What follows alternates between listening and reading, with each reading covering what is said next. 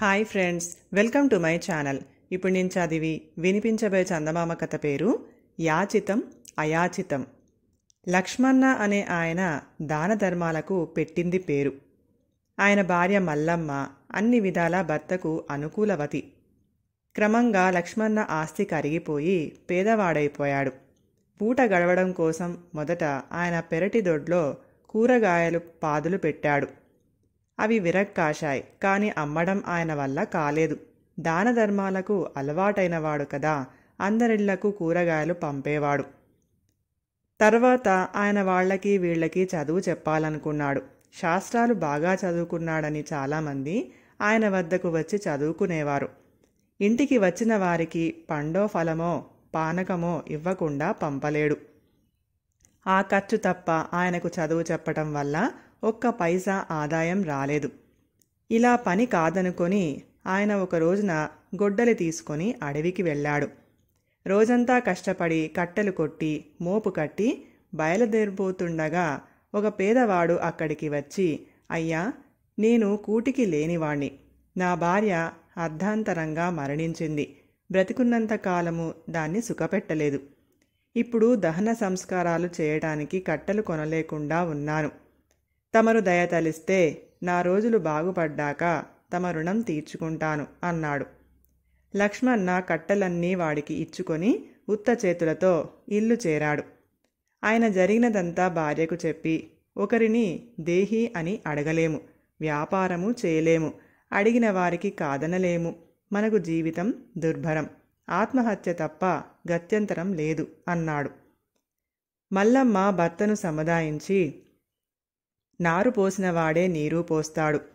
మీరు బెంగ పెట్టుకోకండి, చనిపోయేటప్పుడు మామయ్య చెప్పిన పని చేస్తే సరి అంది. లక్ష్మణ తండ్రి చనిపోయేటప్పుడు ఆయనతో, నీ దానగుణం నీకు సమస్యలు తెచ్చిపెడుతుంది, కానీ మంచి బుద్ధిని వదులుకోమని చెప్పలేను కదా. ఏ రోజు నీకు జీవితం దుర్భరం అనిపిస్తుందో ఆ రోజున శుచిగా స్నానం చేసి దైవపూజ ముగించి 2 చేతులతో నా పటాన్ని తాకు. ఆ వెంటనే ఇంటికి ఒక బిచ్చగాడు వస్తాడు. వాడికి లేదనకుండా అడిగినది ఇవ్వు, నీకు మేలు జరుగుతుంది అని చెప్పాడు. ఆ సంగతి భార్య గుర్తు చేయగానే లక్ష్మయ్య అప్పటికి ఊరుకొని మర్నాడు తెల్లవారుజామునే లేచి తండ్రి చెప్పిన విధంగా చేశాడు. తండ్రి పటాన్ని 2 చేతులతో తాకగానే ఆయనకు గుప్పెడు గింజలు వెయ్యి తల్లి అన్న బిచ్చగాడి కేక వినిపించింది. మల్లమ్మ డబ్బాలో చూడగా గుప్పెడంటే గుప్పెడే బియ్యం గింజలున్నాయి. ఆమె వాటిని తీసుకొని బిచ్చగాడికి వెయ్యబోగా, ఒక్క గింజ నీకు ఉంచుకో తల్లి, అక్షయం అవుతుంది అన్నాడు వాడు. ఒక గింజ మాత్రం తన ఉంచుకొని మిగతావన్నీ బిచ్చగాడికి వేసింది మల్లమ్మ. తర్వాత ఆ గింజను డబ్బాలో వేసింది. ఆశ్చర్యంగా ఆ డబ్బా బియ్యంతో నిండిపోయింది.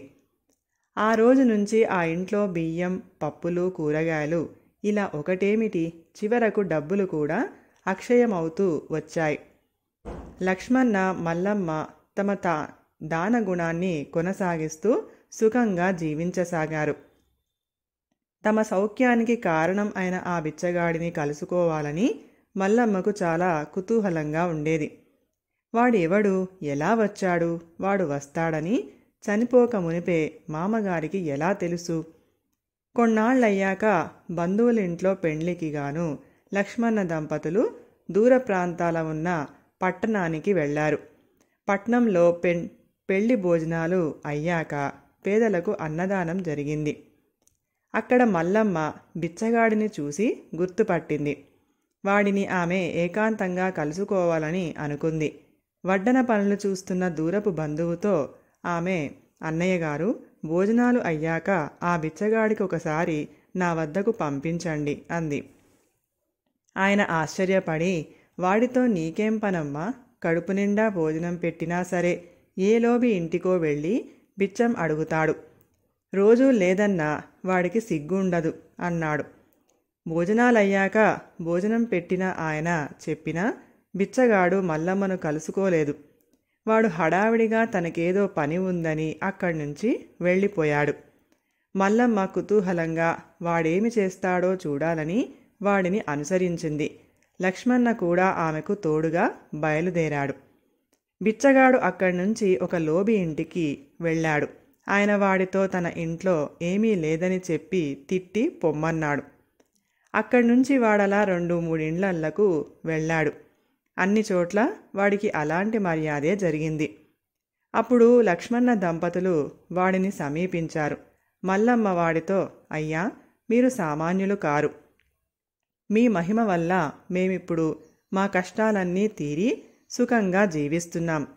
కానీ తమరు ఇలా ఇంటింటికి తిరిగి బిచ్చమెత్తుకోవడం దేనికి? హాయిగా మా ఇంట్లోనే ఉండవచ్చు కదా అంది. బిచ్చగాడు ఆమె వంక అదోలా చూసి, అమ్మా, మీ ఇంట్లో కూర్చుంటే నాకెలా గడుస్తుంది? 4 ఇండ్లు తిరిగి లేదనిపించుకోవాలి. ఎవడైతే తన ఇంట్లో అన్నీ ఉంచుకొని తనకు ఏమీ లేదంటాడో అవన్నీ వాడికి పోయినట్టే. అలాంటివే మీ ఇంట చేరి అన్నింటినీ అక్షయం చేస్తున్నాయి అన్నాడు. లక్ష్మణ ఈ మాటలకు తెల్లబోయి, మా కోసం నువ్వు ఇంటింటికి తిరుగుతున్నావా, ఎందుకు అని అడిగాడు. ఈ ఆకారంలో నువ్వు నన్ను గుర్తుపట్టలేకపోతే ఆశ్చర్యం ఏముంది? నేను నీ తండ్రిని అన్నాడు ఆ బిచ్చగాడు.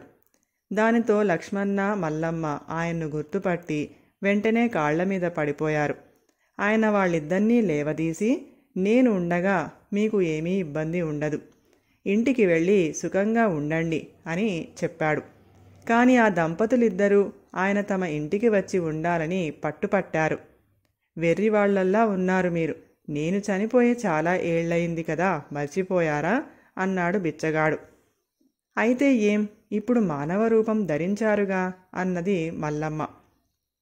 బిచ్చగాడు ఆమెకేసి జాలిగా చూసి, చనిపోయిన వాళ్లకు ఏ కోరికలు దిగులు లేకపోతే వాళ్ళు దైవ సాన్నిధ్యాన్ని చేరుకుంటారు. నేను మాత్రం మీ ఇంట్లో పటాన్ని ఆశ్రయించుకొని ఉన్నాను. మీ గురించి ఇంకా నాకు దిగులుగానే ఉంది.